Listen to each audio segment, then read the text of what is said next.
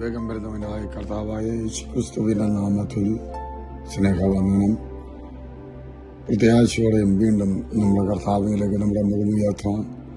റോമർക്ക് എഴുതിയ ലേഖനം 16-ാം അധ്യായം 20-ാമത്തെ വാക്യം.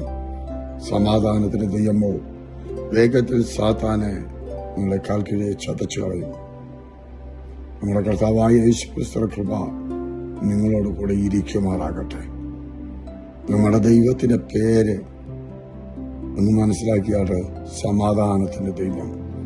ജീവിതത്തിൽ സമാധാനമില്ലാതെ ഭാരപ്പെടുന്ന വിഷയങ്ങൾ, പ്രയാസപ്പെടുന്ന വിഷയങ്ങൾ ഒത്തിരി ഉണ്ടായിരിക്കാം. അതൊരു തിരമാല പോലെ വന്ന് അടിച്ചുയർന്ന് താഴ്ന്നു പോകുമ്പോൾ ആ തിരമാലകളെ അപ്പുറമായി ജീവിതത്തിൽ സമാധാനം തരുന്ന ഒരു ദൈവത്തിന്റെ കരം. ആ സമാധാനം ഇല്ലാതാക്കുന്ന സാത്താനെ നമ്മുടെ ദൈവം വേഗത്തിൽ നമ്മുടെ കാൽക്കീഴെ മെതിച്ചു കളയാനുള്ള അധികാരം തന്നിരിക്കുക.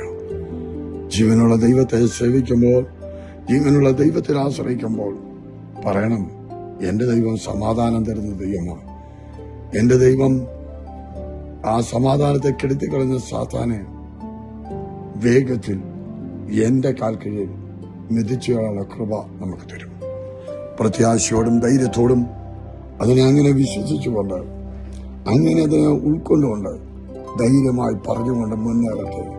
എന്റെ ദൈവം സമാധാനത്തിന്റെയും ശരവും കർത്താവരെയും അനുഗ്രഹിക്കുമാറാകട്ടെ. ആമേൻ.